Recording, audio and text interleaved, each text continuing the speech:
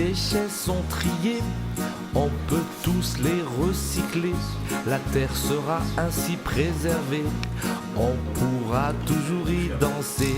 La pollution, ce n'est pas bon, il faut tous faire attention. La pollution, ce n'est pas bon, il faut tous faire attention. La pollution, ce n'est pas bon. Au nom de l'association Larimar et à l'occasion de la journée aujourd'hui du 1er juin, journée du compostage, on a organisé une journée d'études sur le compostage et les déchets organiques présentée par M. Moufaq Ben Ali et M. Baraka aussi et M.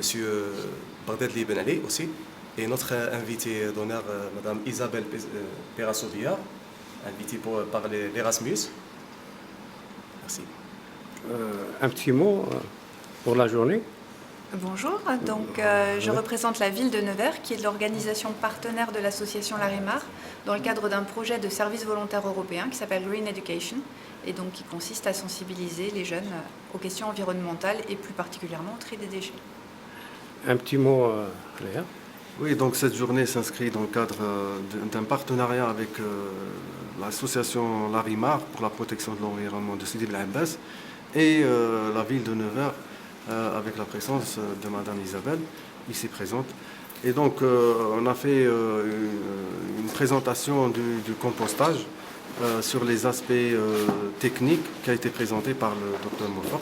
Et c'est une journée donc de sensibilisation destinée au quartier. On va essayer de faire un modèle de compostage au niveau d'un quartier de Sidi Bel Abbas. Monsieur Baraka. Oui, j'ai été invité, j'ai toujours été aux côtés de l'association Larimar et d'autres associations qui demandent d'intervenir sur tous les aspects de gestion du cycle de projet. Je m'explique, c'est la méthode idoine pour monter tout projet de développement, que ce soit dans l'environnement, ou que ce soit dans le projet de jeunesse, préservation du patrimoine ou dans le social. Et on a vu ensemble avec Isabelle la possibilité de faire un atelier pour les jeunes et pour les aider à monter leur propre projet pour qu'ils puissent probablement dans un proche futur faire des projets avec la SBE et s'enquérir et pour s'enrichir et avoir une tête bien faite. Merci. Volontaire. Oui, je suis volontaire, je viens de la Nièvre en France et je vais passer un mois avec l'association Larimar. À Sidi Bel Abbas. C'est ça, à Sidi Bel Abbas. Ok, bienvenue et bon courage. Merci. Okay. C'est une vidéo aussi sur l'eau. Et l'eau, moi, j'y tiens beaucoup. Hein. Et vous allez voir à peu près... vous éteignez, monsieur. D'accord. Donc, là, nous sommes dans l'an 2070. Hein. Donc, je projette. Hein.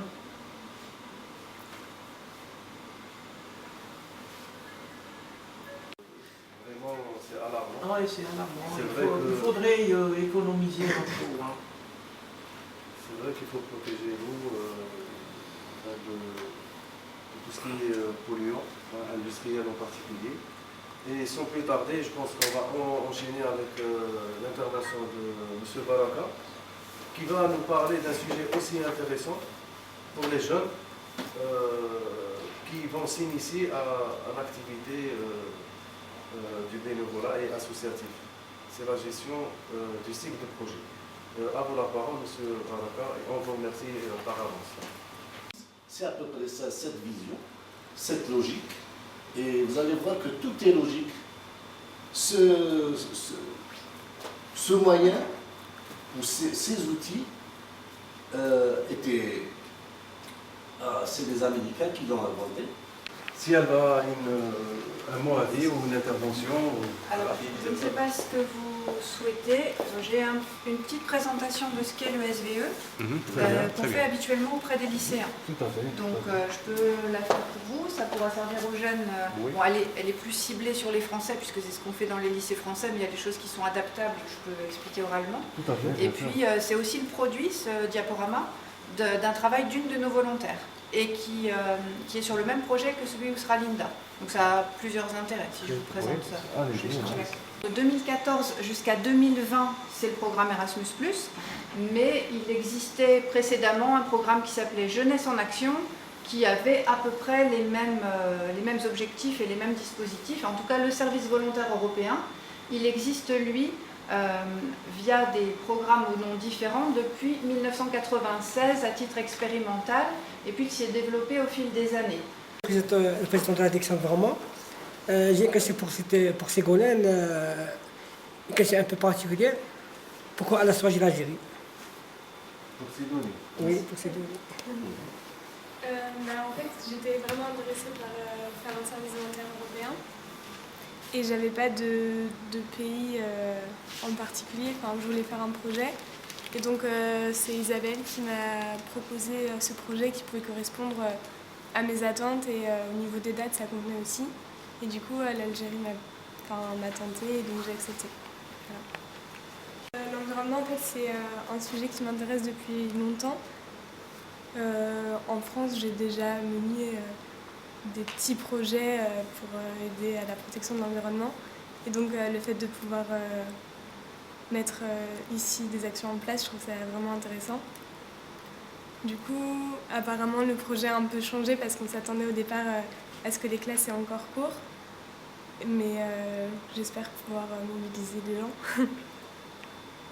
Du compostage, au niveau de CIT, nous avons une unité de compostage. On pourra la visiter pour avoir votre opinion. C'est ça. Merci. Est-ce qu'il y a d'autres? Vous avez dit qu'un jeune a le droit de faire un seul voyage dans toute sa vie. Est-ce que c'est un seul voyage avec une association ou bien un seul voyage en tout? Non, c'est un seul service volontaire européen. C'est-à-dire que comme le programme Erasmus+, il comporte un certain nombre de dispositifs, on peut faire un service volontaire européen, on peut faire un stage ensuite ou avant, et on peut également faire des études. Donc ce n'est pas le voyage qui compte, c'est qu'est-ce qu'on va faire comme type de mobilité. Donc il y a le volontariat, le stage, la période d'études, qui sont trois dispositifs différents. Et pour les plus jeunes, il y a aussi les échanges de jeunes. On peut tout à fait imaginer que l'association Larimar organise un échange de jeunes, donc reçoit un groupe de jeunes et pas simplement un jeune, peut-être 10 jeunes d'un quartier de Nevers, et puis peut-être aussi 10 jeunes d'Allemagne, parce que je crois qu'il y a un jeune parmi vous qui a aussi effectué une mission en Allemagne.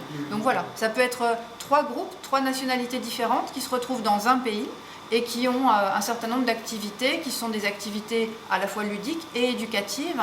Donc voilà, on peut cumuler ces différents dispositifs. En revanche, le service volontaire européen, c'est un seul, avec l'exception, comme je disais, pour Sidonie, comme elle fait un mois seulement, elle aura l'opportunité, plus tard, si elle le souhaite, de faire un deuxième volontariat, et en tout, elle fera maximum 12 mois. Mais la plupart des jeunes font un seul SVE. Donc c'est impossible de faire... Alors je suis étonnée, honnêtement je ne pensais pas qu'on pouvait faire un volontariat européen en Tunisie en étant résident en Algérie. Après, il existe d'autres formes de volontariat, donc peut-être c'est par ce cadre-là. Parce que, bon, je parle du service volontaire européen parce qu'il est subventionné et que du coup c'est très intéressant parce que le jeune ne paye pas son voyage, ne paye pas son hébergement, est indemnisé pour sa nourriture, donc c'est vraiment accessible à n'importe quel jeune. Il n'a pas besoin d'avoir des parents très riches ou d'avoir travaillé avant de pouvoir se permettre de faire ça. Mais il existe une autre forme de volontariat qui est le service civique, qui est pour nous, je parle toujours au niveau français parce que c'est ce que je maîtrise.